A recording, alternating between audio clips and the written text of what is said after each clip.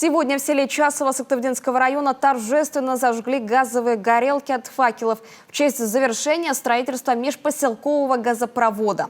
Его протяженность 5600 метров. Строительство начали в октябре прошлого года, а уже сегодня газ могут подключить жители 180 домов.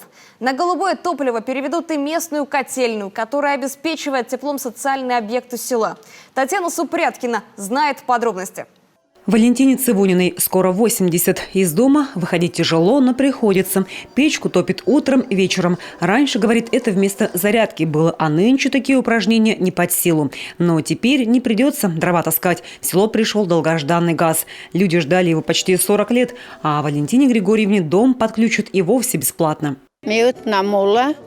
Я живу одна, совсем одна. Сначала ты ищешь, кто тебе эти дрова в лесу спилит. Потом идешь в сельсовет и бумаги выписываешь. А потом оттуда в лесничество, а оттуда уже в банк платить за дрова. А потом ищешь, кто заготовит и до дома привезет. Потом ищешь, кто наколет эти дрова. Еще нужен человек, кто все это сложит. Вот такая долгая кутерьма у нас.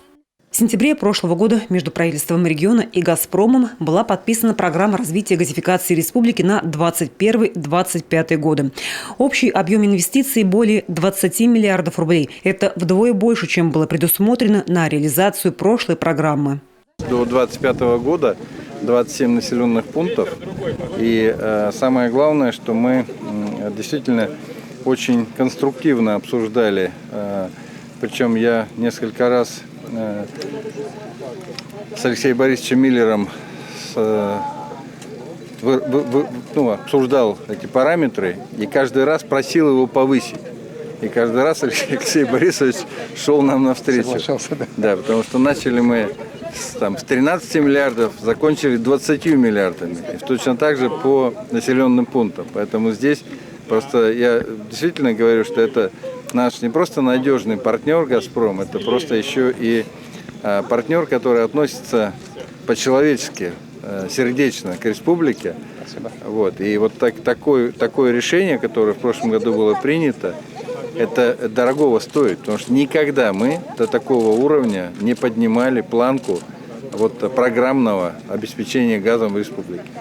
Поэтому точно совершенно хочу сказать, что это не последнее наше обсуждение, да, 25-й год на носу, он уже наступит буквально через несколько лет.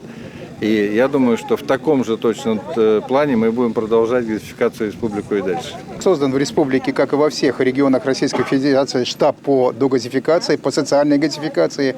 И мы в рамках этого штаба сегодня доформировываем тот объем негазифицированных домовладений, которые есть уже в газифицированных населенных пунктах. То есть что такое программа социальной газификации или догазификации по-простому? Это подведен газ межпоселковыми газопроводами до населенного пункта, там проложены сети внутри населенного пункта, и нам необходимо догазифицировать тех домовладений, тех владельцев, которые хотят это сделать.